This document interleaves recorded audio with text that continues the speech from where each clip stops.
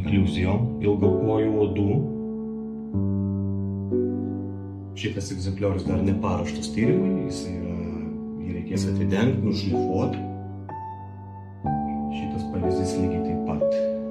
Nuo jo reikės labai daug nuimti, tam, kad ištirti tai, kas yra viduje, visą morfologiją. Taip.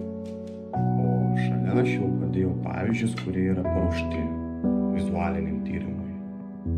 Štai kas lieka po tokių įspūdingų pavyzdžių. Toks. Ir šitas. Šitas jau gali savo mokslinį pavadinimą naujas mokslui. Taip pat šiai rūšiai priskirta nauja povietėjai.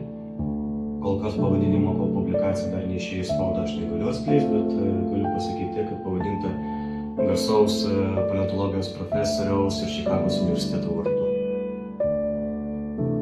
Kas dar įdomu, Baltijos gintaras yra apie 40-50 milijonų metų senumo, tai yra sena epocha, kuomet Baltijos regione vyravo subtropinis klimatas, gyveno